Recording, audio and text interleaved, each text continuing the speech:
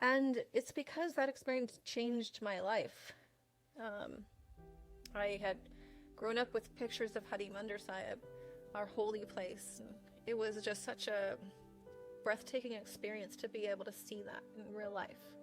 I think I cried my first night just watching Hari Mandir Sahib across the way, and I wasn't allowed to go because it was at night and it wasn't considered safe to go as a female alone.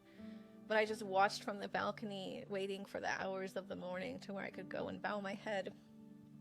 And such a beautiful experience, to be honest, that I was able to have at the age of 16 years old, without my parents there. My father, being a Sikh for so many years of his life, never had the experience to bow his head at Hari Mandir Sahib. To serve at Hari Mandir Sahib 40 days of seva twice a year at 2 o'clock in the morning, it's experience that will change your life, and you almost never get that experience again when you're an adult. To experience life in another country where people have so much more less than you do. And there's that saying that, I once felt sorry for myself for not having any shoes until I met a man who had no feet. And there's that feeling of compassion and love and gratitude.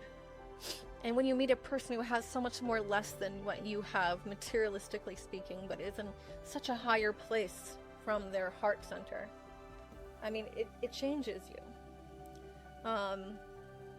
To just travel in India, and at that point in time, in the 80s, it's very different now, so if anyone who, actually it's 90s, anyone who travels in India now will experience it differently.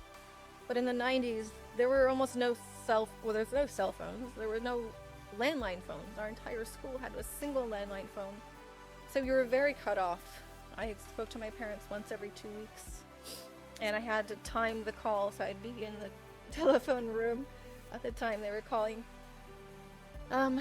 And trains would run across India. Of course, it's the British Empire. But these trains would never run on time. And we would get stuck traveling. Like, one train would be 13 hours behind, another one 50 hours behind. And it's like, how does it function?